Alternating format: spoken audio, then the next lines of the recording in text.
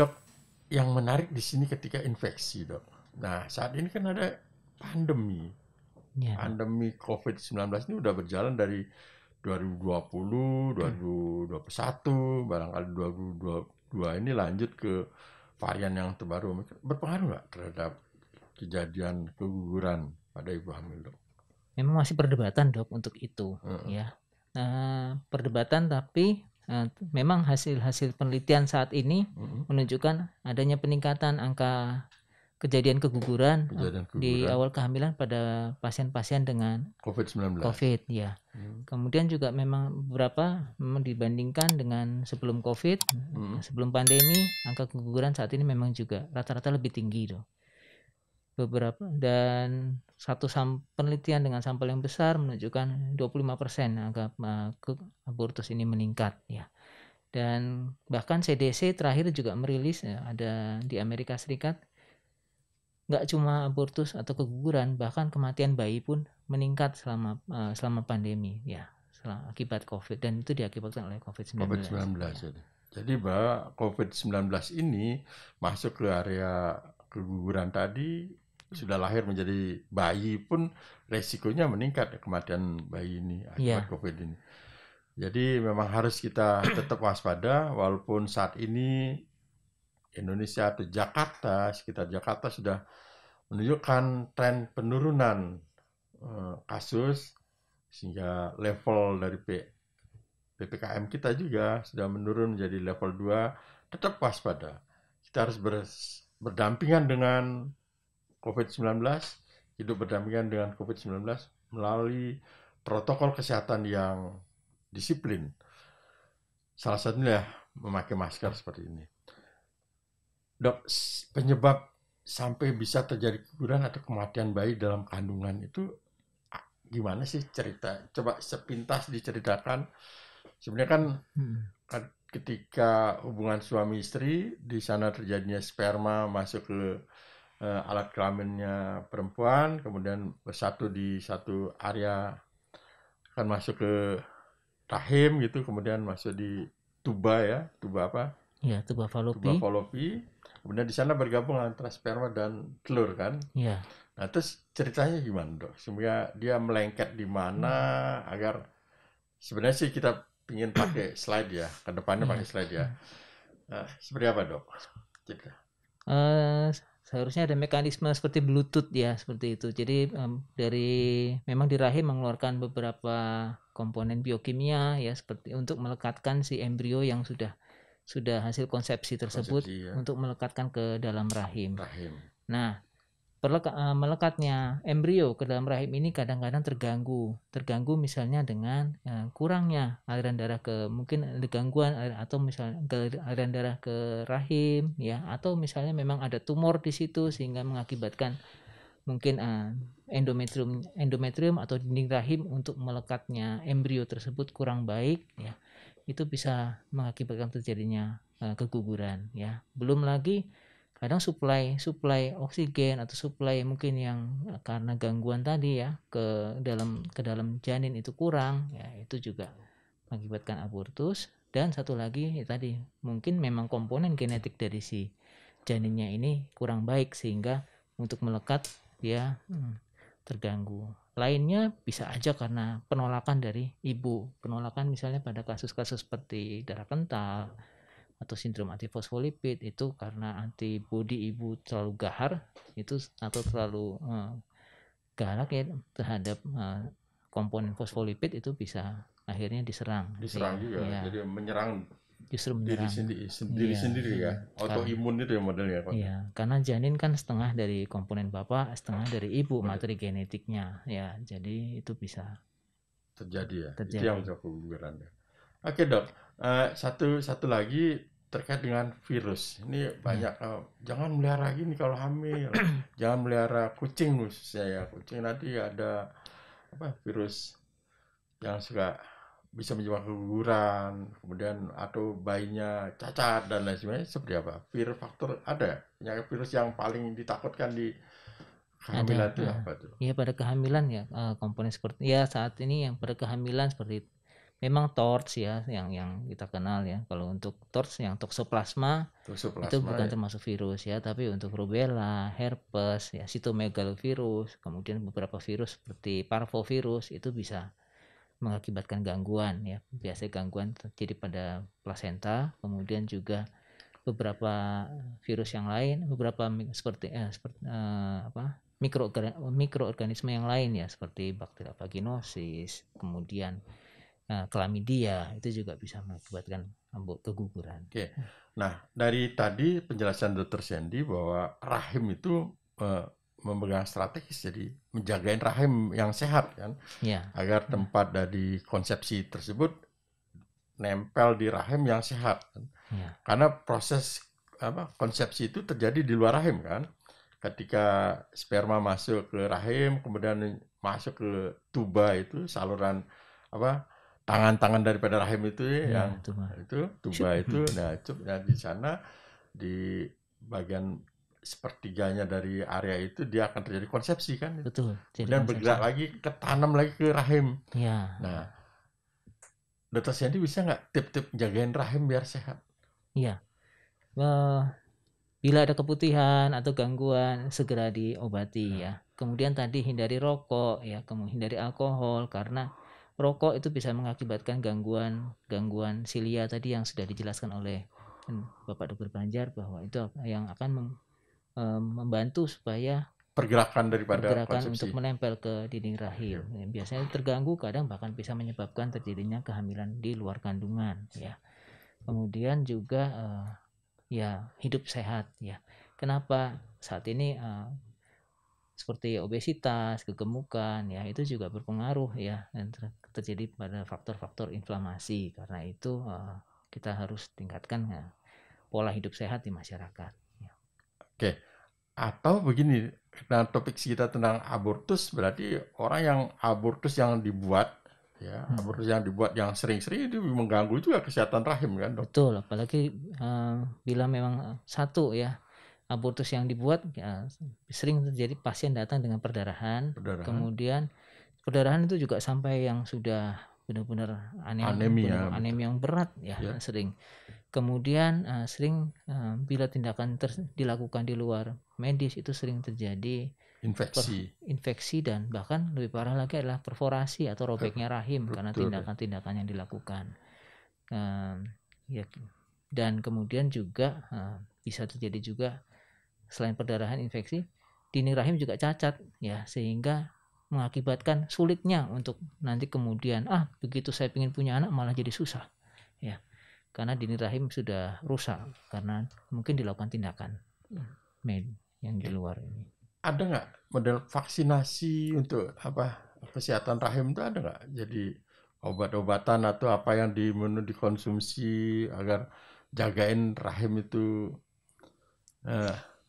seperti apa, Dok? Ada nggak yang sudah teknologi atau ilmu yang untuk jagain rahim ini agar tetap sehat?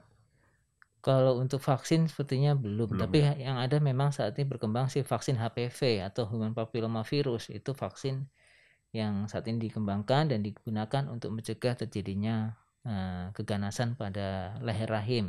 Memang keganasan leher rahim salah satunya memang bisa penularannya akibat infeksi seksual ya.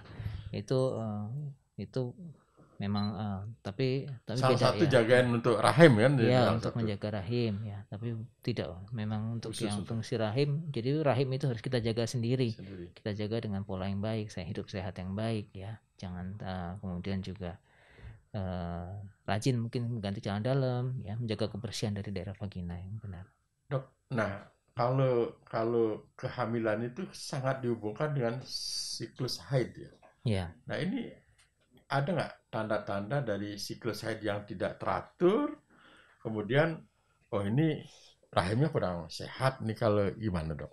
Bisa cerita sedikit tentang itu, Dok? Ya, memang siklus yang haid ya, untuk siklus haid yang baik memang kalau biasanya di antara 25 hari sampai 35 hari. Bila terlalu cepat atau justru mungkin terlalu lama, biasanya ada gangguan ya, biasanya gangguan hormonal atau diakibatkan gangguan dari ovulasi. Tapi bila memang terjadi perdarahan terus-terusan, ya aku nggak berhenti-berhenti, kadang-kadang itu mungkin ada suatu tumor atau suatu gangguan di dalam rahim. Biasanya misalnya seperti tumor jinak mioma atau misalnya adanya polip pada di mulut rahim atau bahkan dinding rahim. Itu bisa menyebabkan perdarahan yang terus-menerus. Ya, itu biasanya ada gangguan pada rahim. Jadi intinya bahwa siklus haid ini penting. Barangkali perlu disampaikan kepada masyarakat bahwa anak kita yang sudah beranjak dewasa, yang sudah mulai mendapatkan haidnya, diusahakan untuk mencatat mencatat tanggal haid, hari pertama haid itu. Ya. Kalau bisa rutin tiap bulan itu, sehingga dia tahu siklus haidnya setiap bulan itu apakah normal atau variannya terlalu luas, lebar, sehingga ini juga menandakan bahwa di sana menunjukkan kesehatan rahim kan, kesehatan tubuh mereka. Gitu Dok ya. Ya, tapi memang pada sampai usia 17 tahun, 18 tahun memang karena poros hormonalnya belum terbentuk sempurna, masih sering terjadi gangguan haid. Gangguan haid itu ya. Tapi kan tidak terlalu ekstrim ya. Jadi bergeser 2-3 hari masih jamak lah itu ya. Kadang enggak, jadi tidak haid-haid atau kadang haidnya jadi lama, itu bisa juga terjadi seperti itu. Bisa. Tapi tetap ya harus konsultasi ke dokter setempat atau petugas paramedik dan setempat ya Dok. Betul Dok. Ya, Dok, nah di dalam situasi pandemik saat ini kan diharuskan untuk melakukan vaksinasi. Ya. Vaksinasi untuk kita semua agar kita terhindar dari COVID-19. Bagaimana dengan ibu hamil? Ibu hamil saat ini dianjurkan ya. Dulu pada awal pandemi memang ada keraguan apakah vaksinasi ini aman untuk ibu hamil. Namun ternyata efek protektifnya lebih baik ya. Bagus daripada tidak ya. Iya, dan memang disarankan, mungkin vaksin yang disarankan untuk ibu hamil mungkin jenis-jenis yang mRNA. Apa yang beredar di Indonesia apa aja Dok? Ya, untuk mRNA misalnya seperti Pfizer, Moderna, itu jenis-jenis vaksin yang mRNA. Bisa diberikan pada ibu hamil? Iya, bisa diberikan. Ya, biasanya kita berikan biasanya 2 kali, bisa sampai 2 kali pada trimester berapa Dok? Pada umur kehamilan berapa? Trimester kedua, trimester ketiga kita boleh Dok. Kalau pertama masih boleh juga. Boleh juga. Tapi sekitar 12 minggu ke atas kita bisa. 12 minggu ke atas ya. Artinya semua itu atas rekomendasi tenaga kesehatan ya. Silakan untuk datang ke sentra-sentra vaksinasi untuk dapatkan perlindungan terkait dengan COVID-19. Apakah keguguran bisa berulang nggak? Ya Dok, keguguran bisa berulang ya. Itu tadi bisa diakibatkan karena gangguan pada rahimnya, misalnya dari situ miom atau bentuk rahimnya kayak love ya, bentuk-bentuk yang love itu, sehingga janin melekat situ susah ya, jadi lepas lagi, atau ada gangguan yang namanya kita bilang serviknya nggak kompeten atau serviknya tuh longgar. Ya. Tapi itu biasanya keguguran terjadi biasanya di 20 minggu ya ke atas ya, di atas 12 minggu malah itu biasanya keluar dan hasil konsepsinya. Kemudian juga lainnya adalah yang tadi mungkin istilah di masyarakat darah kental ya, atau sindrom antifosfolipid, trombofilia ya, itu di mana terjadi gangguan imun ya. Biasanya kita berikan terapi dulu sebelumnya untuk pasien-pasien seperti ini ya. Tadi saya kembali ke belakang sebentar, ke awal lagi. Tadi yang menarik barangkali ya, kontrasepsi darurat. Itu Dr. Sandy tadi menyampaikan kontrasepsi darurat. Artinya jadi bukan untuk menjadi konsumsi, kita belajar, ada kontrasepsi darurat, kita bisa melakukan hubungan suami istri yang tidak sah dan kemudian lakukan pakai kontrasepsi darurat. Ini juga berbahaya. Bagaimana penjelasannya Dok? Ya memang biasanya dalam waktu 2 kali 24 jam kita masih bisa berikan ya. Kita berikan memang hormonal ya. Kita berikan hormonal atau bahkan mungkin kita lakukan pemasangan spiral di awal-awal ya. Itu jadi bisa kita berikan. Pasang spiral. Tapi kalau orang masih virgin kan enggak kalau spiral dong kan? Kalau habis hubungan pasti kan kalau sudah tapi habis hubungan suami istri kemudian dipasang spiral itu. salah satu cara. kan ada beberapa mekanisme untuk pemberian kontrasepsi darurat ya kan. Disebut Karena darurat bukan berarti ini darurat waduh ibunya mau gimana, tapi memang darurat karena ini memang tidak pencegahan diinginkan terjadinya kehamilan. kehamilan tersebut. Iya, karena memang harus, karena kenapa harus sebelum waktu-waktu tersebut, jangan kelamaan. Karena semakin lama dari 2 kali 24 jam, efek dari terapi yang diberikan juga akan sangat turun ya. Karena ada itu, hormonal, ada pakai kontrasepsi ya, maupun mekanik, dari hormonal ya. maupun mekanik. Jadi sobat sehat, rumah sehat untuk Jakarta, intinya adalah jagain bener itu namanya rahim.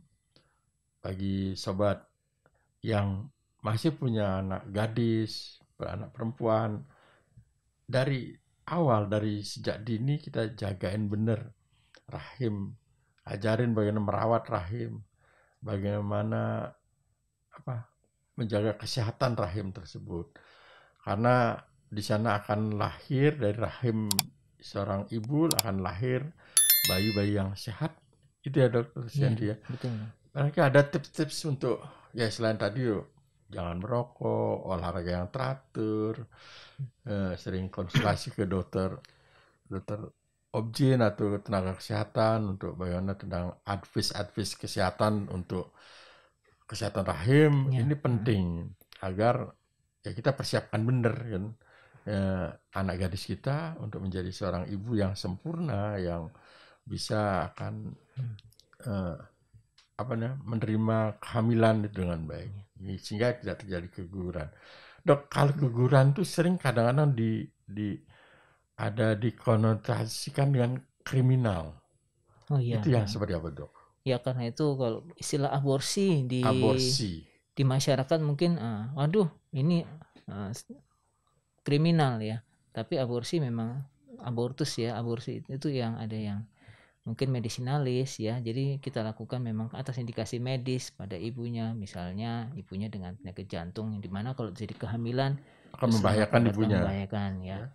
Itu merupakan suatu indikasi untuk terminasi kehamilan ya. Tapi kalau aborsi oleh karena sesuatu di luar medis itu bisa jadi masuk area kriminal ya. Iya betul. Hal yang dibuat ya, makanya sering ada ditangkap kan. Yang melakukan aborsi itu, yang pelakunya yang melakukan juga kena itu kan kadang.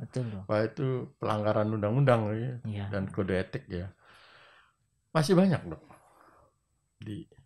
Masih aja ada kali ya.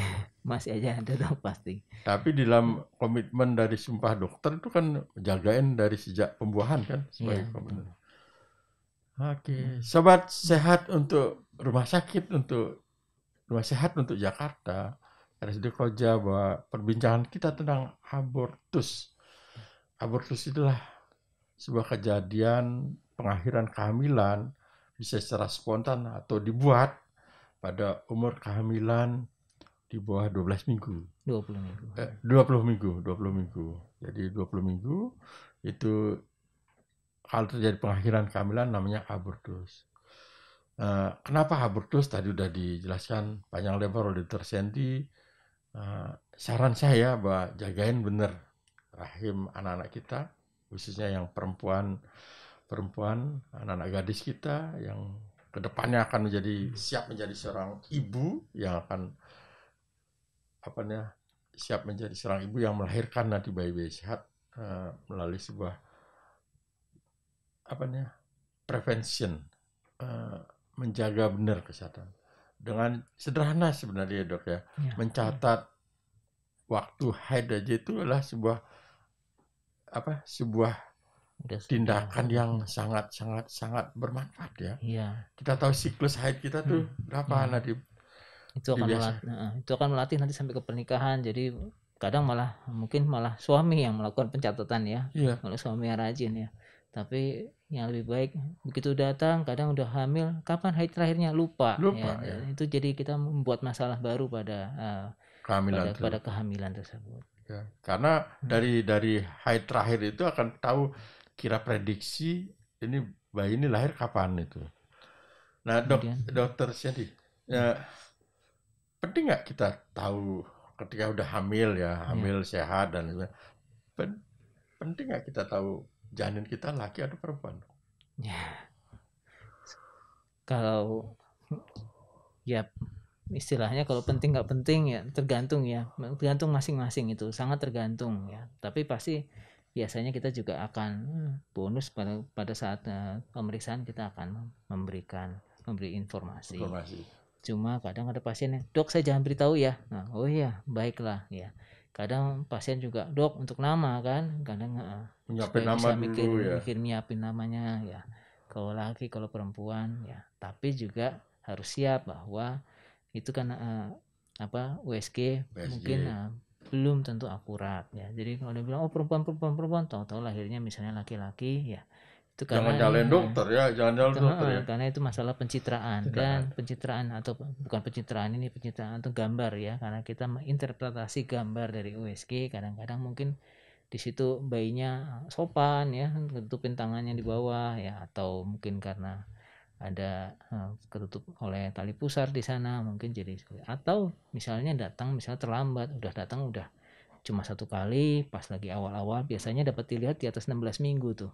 Nah mungkin datangnya awal 12 minggu, tahu-tahu kita kan belum kelihatan ya, nanti kemudian datang wah udah sulit ya, nah udah 30 mungkin udah agak sulit posisinya sehingga mungkin bisa tidak terlalu terlihat jelas ya, itu juga harus jadi pertimbangan ya. Kok beda sih gitu. Nah itu jangan artinya ekspektasi kita mau laki ternyata perempuan lahir ya udah terima Pak, itu masih Tuhan ada kan masih seperti walaupun dengan teknologi kedepannya udah makin 3 dimensi apa udah dilihat kiri kanan depan belakang atas bawah dimensi, 4 dimensi sampai dimensi lain ya dok. Dimensi lain udah tersedia. Dok, ini di penghujung saya cuman gini. Ketika kita bertugas, kalau saya masih ngalami di tugas di daerah-daerah pelosok itu, suka kadang dapat pasien ya, waktu itu ada pasien, kadang datang pasien sudah pendarahan gitu. Pendarahan, kemudian lihat diperiksa di alat kelaminnya perempuan itu udah jejelin sirih macam-macam itu, tanya ya dia ini keguguran itu, dia keguguran itu ada nggak proses masih dokter Sandy pernah menemukan kasus itu? Iya dok, memang kadang dijejerin ada kayu apa itu kan, aduh saatnya infeksi udah demam udah panas itu.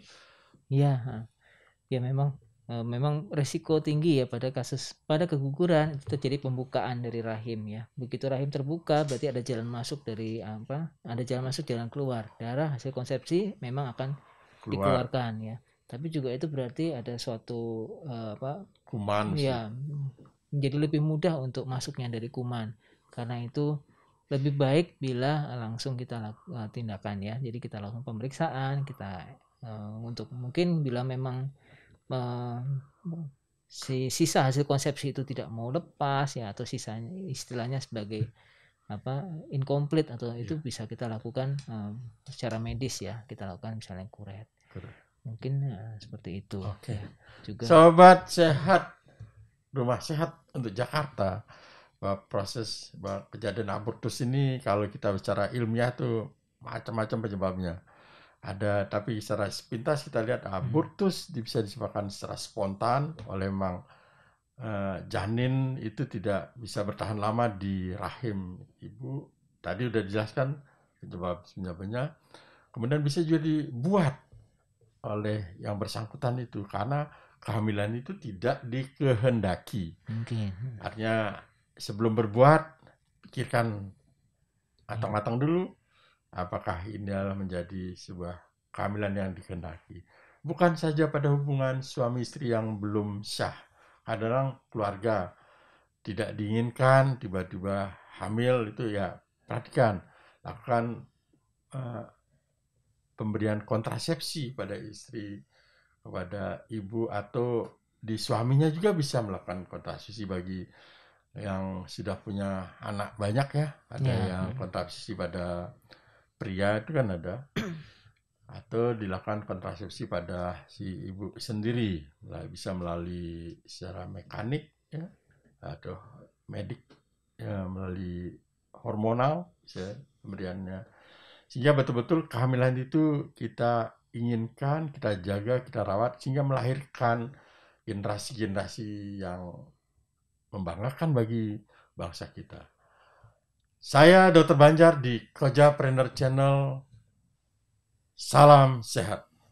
Salam sehat.